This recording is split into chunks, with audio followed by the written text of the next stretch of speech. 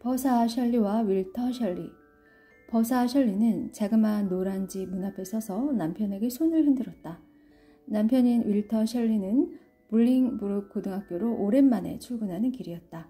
두 팔 가득 팔을 들고 있어서 아내에게 마주 손을 흔들 수는 없었지만 얼굴 가득 환한 미소를 지어서 따뜻한 인사를 건네고 있었다. 그녀는 웹워스의 집 쪽으로 걸어 내려가는 남편의 뒷모습을 하염없이 바라보았다. 과학을 가르치는 동료 교사 제프리 헵워스가 자신의 2인승 마차에 월터를 태우고 초록빛 습지를 지나 시내로 달려갈 것이다. 윌터는 사실 걷고 싶었지만 오늘은 가을 학기 첫날이라 가져갈 교재들이 너무 많았다. 평소에는 숲길을 걸어가면서 그날의 수업을 시작하기 전에 머릿속 거미줄을 걷어냈다. 그렇게 산책을 한 날에는 수업이 끝나도 지치지 않고 활기가 넘쳤다. 기하학은 대단히 규칙적이고 지극히 논리적이며 확실한 예측이 가능했다. 모든 게 딱 맞아 떨어진다. 월터만큼이나 버사도 자신이 가르치는 과목을 열렬히 사랑했다. 그녀도 지난 6월에 결혼하기 전까지 그와 같은 학교에서 영어를 가르쳤다. 그래서 윌터가 헤버스 소유지의 서쪽 구석에 엉켜있는 장미덤불과 야생 사과나무들 사이로 사라진 뒤에도 버사는 오랫동안 문 앞에 서 있었다.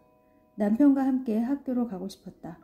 교실에 들어서서 학생들의 눈과 귀, 마음과 머리를 아름다운 시의 경이로운 세계로 안내하고 싶었다. 워즈워스의 시, 키츠의 시, 신인 작가 매슈 아널드의 시, 셰익스피어의 작품까지. 새로 오는 선생님이 셰익스피어에 관심이 없으면 어떠지? 결혼을 했다는 이유만으로 학교를 그만둬야 하는 이유를 그녀는 도무지 이해할 수 없었다. 그래서 몇몇 사람들에게 물었다. 왜 둘 다 교사를 하면 안 되는 거죠? 사람들의 대답은 늘 한결같았다. 당신은 집에 남아서 남편을 뒷바라지해야 하잖아요. 어째서 서로를 뒷바라지 할 수는 없는 걸까? 그들의 집은 작았고 식사는 간소했다. 날마다 집안 구석구석 먼지를 털어낼 필요도 없었다. 어릴 때 어머니가 돌아가신 뒤로는 그녀가 모든 요리를 도맡았기 때문에 한 끼 식사 준비에 25분이면 충분했다. 빨래? 윌터가 시트에 물기를 짜는 일이나 스토브에 데울 커다란 물통 채우는 일을 맡았는데 빨래하는 날을 토요일로 유지하면 그가 변함없이 해줄 것이다. 버사는 이런저런 일들을 생각하면서 한숨을 내쉬고는 집으로 들어가려고 돌아섰다. 셜리 부인, 어디서 나는 소리지? 버사가 어깨너머로 고개를 돌렸다. 누군가 머리핀에서 흘러져 내린 머리카락과 앞치마를 휘날리며 노란 집 쪽으로 달려오고 있었다. 버사는 돌아서서 손을 흔들었다. 제시 글리슨이었다. 버사의 머리는 모양이 어떻건 뭘 하건 상관없이 항상 흐트러짐이 없었다. 그녀의 아담한 외모는 늘 단정하고 평온하고 차분했다. 가끔 꽤 장난스러운 생각도 했지만 겉으로는 절대로 드러내지 않았다. 제시 글리스는 전혀 딴판이었다. 머리카락은 고정핀을 아무리 꽂아도 어느새 제멋대로 삐져나와 있었고 외출할 때도 앞치마 벗는 일을 잊어서 사방팔방으로 펄럭이며 달아오는 일이 예사였다. 그녀가 고함을 치며 길을 달려 내려오는 모습은 동네에서 별로 낯설지 않은 풍경이었다. 2월에 버사 월터가 자그마한 노란 집으로 이사했을 때 제시는 새로운 이웃을 자주 방문했었다. 그런데 어느 날부터 발길을 뚝 끊었다. 이따금 버사는 자신이 제시를 불쾌하게 만드는 실수를 한 건 아닌지 걱정했다. 제시를 좋아했기 때문에 나쁜 이유가 아니기를 바랬다. 그렇게 자주 왔는데 왜 갑자기 발길을 끊었을까? 이런저런 생각에 잠겨 있을 때 거짓말처럼 제시가 숨을 헐떡이며 집 앞에 와 있었다. 버사는 반가워서 제시에게 집으로 돌아오라고 했다. 하지만 제시는 출입로 끝에 서서 고개만 흔들었다. 숨이 차서 말을 끝까지 잇지 못했다. 안 돼요. 5분의 빵이 우리 집에 가서 아이들은 학교에 아주 조용해. 차 우리는 중인데 버사는 웃었다. 그래, 이것이 햄릿을 가르치는 것처럼 짜릿하지 않지만 먼지가 쌓이지도 않은 깨끗한 선반을 청소하는 것보다는 훨씬 나았다. 그녀는 문을 닫고 계단을 뛰어내려가 제시 곁으로 갔다. 제시가 어느 정도 제 목소리를 되찾았다. 셜리 씨가 긴 다리로 성큼성큼 걸어가는 것을 봤어요. 학교 가시는 길이겠죠? 당신이 혼자 외롭겠다 싶었죠. 고마워요. 둘은 제시의 부엌으로 가서 각자 흔들의자에 앉았다. 잠시 어색한 침묵이 감돌았다. 제시가 입을 열었다. 내가 왜 당신 집에 발길을 끊었는지 궁금했죠. 정말 궁금했어요. 혹시... 버사는 이 말을 어떻게 마무리 지어야 할지 알 수 없었다.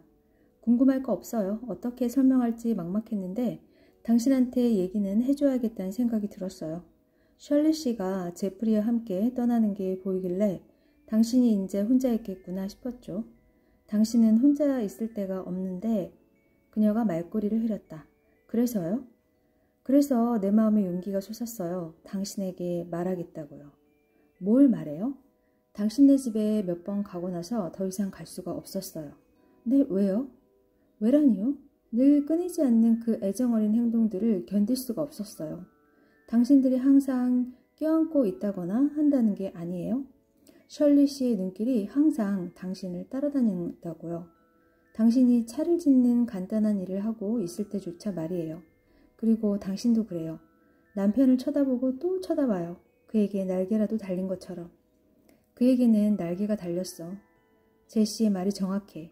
셰익스피어라고 해도 그를 이보다 더 잘 설명할 순 없을 텐데. 제시는 5학년까지밖에 다니지 않았지만 그녀는 시인이야. 버사는 이렇게 생각했다. 제시는 계속 말하고 있었다. 제럴드가 우리 결혼생활 12년 동안 단 한 번만이라도 내게 그런 눈길을 보여주었다면 내가 그렇게까지 힘들지는 않았을 거예요. 한 번도 없어요? 그게... 제시가 잠깐 멈칫했다. 아마 가끔은 그랬을지도 모르죠. 그렇지만 알잖아요. 당신들과는 달라요. 당신들은 일상적으로 눈길을 주고받죠. 서로 반대편에 앉아만 있어도. 버사는 어떻게 대꾸해야 할지 몰라 하며 귀를 기울였다. 제럴드는 나한테 자주 성질을 부리고 못되게 굴어요. 내가 토스트를 태우거나 아이가 울어댈 때 뭐든지 자기한테 거슬리는 게 있으면 전부 내 잘못이라고 생각해요. 마침내 제시가 말을 마쳤을 때 버사는 말했다. 미안해요, 제시. 아니요, 당신 잘못이 아닌데요, 셜리 부인. 어쩌면 제럴드의 잘못도 아닐 거예요. 돈 걱정 때문이죠. 먹여 살릴 일이 입이 6이나 되니 골치가 아플 거예요. 공장에서 일하는 것도 무척 힘들 거고요. 어쨌든 난 이제 익숙해져서 괜찮아요. 하늘이 무너지는 일은 아니잖아요. 하지만 갑자기 당신과 당신 남편 사이에 오가는 그 다정한 시선들을 보자 내 마음이 슬퍼지더라고요. 그래서 결심했던 거예요. 어떤 결심이요? 당신이 혼자 있을 때만 보러 가기로. 아니면 당신한테 우리 집으로 오라고 하기로. 당신과 친구가 되고 싶지만 내가 감당할 수 있는 길은 이 방법밖에 없는 것 같아요, 셜리 부인. 좋아요. 하지만 한 가지 조건이 있어요. 나를 버사라고 불러줘요. 셜리 부인이라고 부르면 우리 사이에 울타리를 친 느낌이 들어요. 잠시 후 버사는 새로 담은 구스베리 잼 단지를 주머니에 넣고 갓 구운 빵 한 덩이를 겨드랑이에 끼고 제시의 집을 향했다. 집으로 돌아오면서 점심시간마다 월터가 많이 그리울 거라고 생각했다. 작년에는 학교에서 남편과 함께 점심을 먹었다. 그녀는 그의 얼굴을 떠올렸다. 넓적한 코, 블루베리 같은 눈, 굵고 곧은 검붉은 머리카락, 긴 손가락 윗면에 뿌려진 주근깨들, 크고 상냥한 입. 참 재미있게 생겼으면서도 그녀에게는 너무나 아름다운 모습이었다. 게다가 그래, 그는 날개까지 달렸다. 버사는 집안을 가로질러 가서 뒷문을 활짝 열었다. 따뜻한 9월의 대기 속에서 아직 초록빛이 남은 평평한 습지가 강으로 이어진 풍경을 바라보았다. 그녀는 물이 빠질 때는 미끌미끌한 진흙, 비탈이 드러나고 물이 찰 때에는 굼뜨게 느릿느릿 흐르는 그 강을 사랑했다. 풀밭 위로 나지막히 날아가는 검은 새떼의 지저김을 들으며 마음속에 뭉클한 감동이 밀려왔다.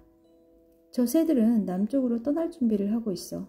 펠리컨과 야자수와 넓은 해변이 펼쳐진 따뜻한 곳이겠지?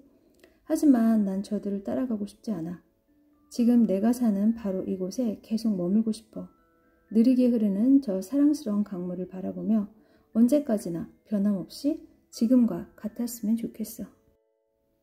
시계바늘이 3시를 가르치자 월터는 수업 도구들을 책상 서랍에 쑤셔놓고 퇴근 준비를 서둘렀다. 정돈하는 성격을 지닌 버사와 달리 윌턴은 어수선하고 건망증이 심했다. 내일쯤이면 그것들을 전부 어디에 뒀는지 까맣게 잊어버릴 것이다. 언제 어디서나 그런 편이었다. 실내인 집이나 학교에서도 강풍이 몰아치는 절벽에 서 있는 것처럼 머리가 헝클어져 보였다. 말끔히 다림질한 셔츠도 입은 지 1시간이 지나면 자다 깨서 그대로 나온 사람처럼 구겨졌다. 분필을 꺼내려고 수납장 맨 위 선반으로 손을 뻗거나 칠판 윗부분에 뭔가를 쓸 때면 어김없이 셔츠 자락이 바지에서 빠져나왔다. 그런 외모만큼이나 성격도 예측할 수 없었다. 가장 놀라운 순간에 낄낄 웃음을 터뜨리는 사람이었다.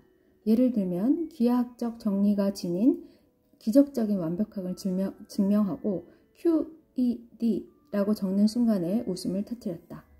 순수한 기쁨이 담긴 그 웃음은 수학과 동떨어진 학생들을 수학자로 만들어내는 원천으로 유명했다. 그의 열정은 전염성을 지녔다. 그에게 수학을 배우는 많은 학생들이 흔히 비인기 과목으로 분류되는 이 과목을 사랑하게 됐으니 말이다. 윌터가 까다로운 대수학 방정식을 들고 찾아온 학생에게 끈기 있게 설명해주는 사이 제프리 헵워스가 말과 마차를 몰고 출발해버렸다. 윌터는 제프리가 자신을 기다려주지 않은 게 섭섭했다. 이른 아침에는 걷고 싶은 열망이 그토록 강렬했는데 교실의 시계가 3시 45분을 가리키는 지금은 흔적도 없이 사라졌다. 거의 4시가 다 됐다. 아침 7시 반 이후로 버사를 보지 못했다. 영원처럼 긴 시간이다. 논리를 그토록 숭배하는 그가 이처럼 놀랍도록 비논리적인 이유로 낙담해서 학생의자에 풀썩 주저앉고 말았다. 긴 다리로 의자를 누르고 책상 위에 2팔을 내려놓고는 여기가 자그마한 노란 집이면 좋겠다고 간절히 바랬다. 지금 당장 손가락 한번 탁 튕겨서 집으로 갈 수 있다면 얼마나 좋을까? 윌턴은 텅 빈 칠판을 바라보며 버사를 떠올렸다. 우아한 코, 완벽한 작은 턱, 초록색을 띄었다가 회색으로 보였다가 하는 커다란 눈, 늘 미소를 머금고 있는 달콤한 입술. 눈을 감자 그녀의 향기가 맡아지는 듯했다. 흉터도 주근깨도 하나 없는 완벽하게 희고 매끄러운 피부였다. 상아 같다고 하는 편이 맞을지도 모르겠다. 그는 그 모든 경이로움에 숨을 몰아쉬었다. 이 놀라운 신체적 특징들에 그토록 따뜻하고 관대한 영혼과 대단한 지성까지 합해진 인간이 있다니 작은 기적이었다. 그런데 그런 존재가 그의 청혼을 허락했으니 그것은 마치 중대한 기적이었다. 그는 이 특별한 놀라움을 떠올린 것만으로도 기운이 쏙 빠져서 자신에게 너무 작은 학생용 책상과 의자에서 몸을 일으키는 게 쉽지 않았다. 학교에서 집까지 어떻게 걸어갔는지도 모르겠다. 그래서 윌턴은 무사히 집에 도착했다. 예정보다 1시간이나 늦게 왔기 때문에 버사는 기다리면서 노심초사했다. 학교에 불이 난 건 아닐까? 도망쳐 나온 말 때문에 길에서 사고가 난 건 아닐까? 혹시 심장마비라도 일으킨 건 아닐까? 하지만 그가 문 앞에서 부드럽게 안아주며 환하게 인사하자 그녀는 그런 걱정을 입 밖으로 내지 않았다. 이후에도 출퇴근하는 윌터를 목격한 이웃들은 아침에 출근할 때는 전쟁터에 나가는 것 같고 돌아올 때는 전투에서 승리하고 귀환하는 장군 같다 하고 말했다. 버사가 식사를 준비하는 동안 윌터는 부엌에 앉아 계약 첫날에 대해 이야기했다. 자신의 모험들을 이야기하면서 그의 눈은 한시도 버사를 떠나지 않았다. 그녀는 양배추를 썰고 끓고 있는 소금절이 쇠고기를 긴 포크로 찌르고 토마토 껍질을 벗겼다. 조리 시간을 확인하면서 재빠르고 우아한 동작으로 양배추와 감자를 집어서 화려하고 예술적인 몸짓으로 고기 냄비에 하나하나 떨어뜨렸다.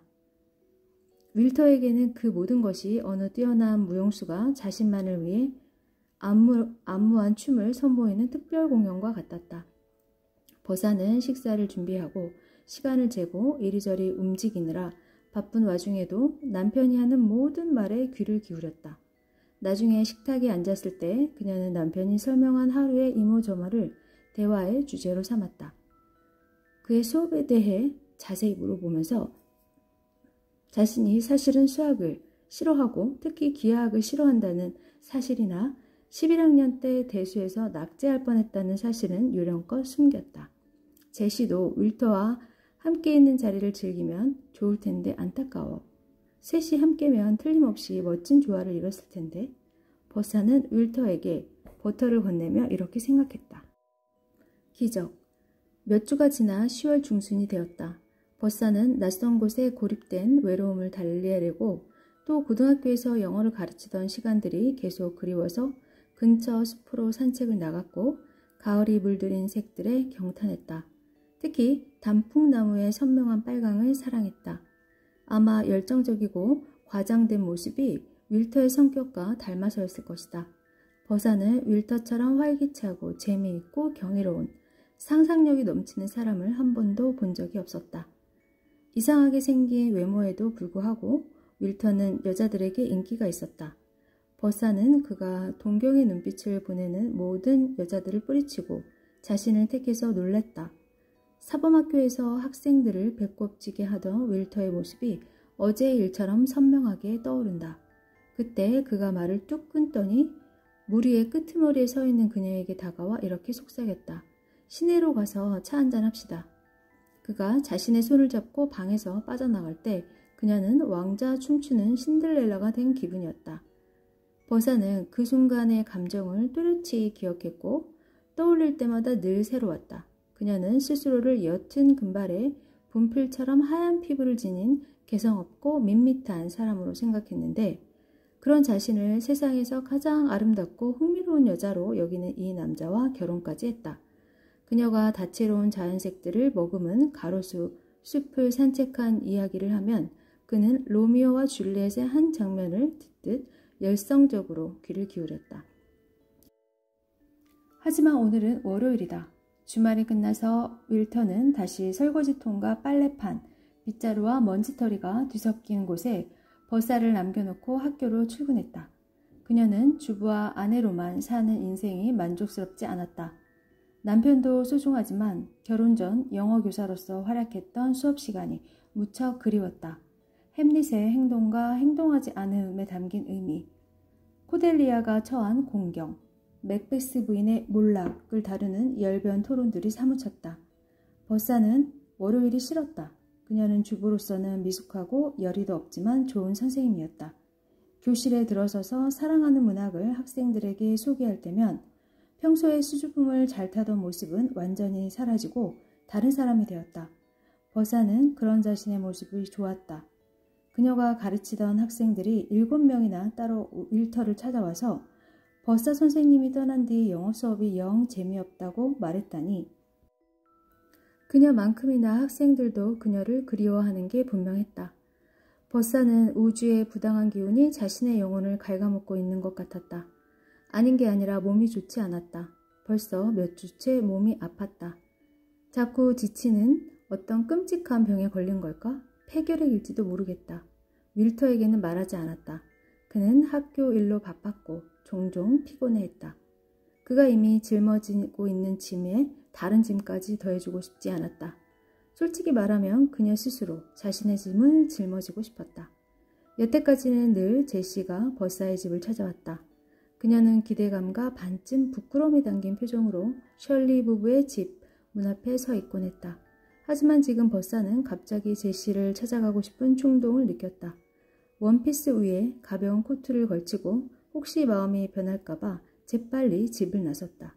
버사는 수줍음이 많아서 자주 얼굴을 붉혔기 때문에 길을 걸어 내려가 글리슨의 집으로 이어진 좁은 길로 들어서서 계단을 올라가 닫힌 문을 노크하기까지가 결코 쉬운 일이 아니었다.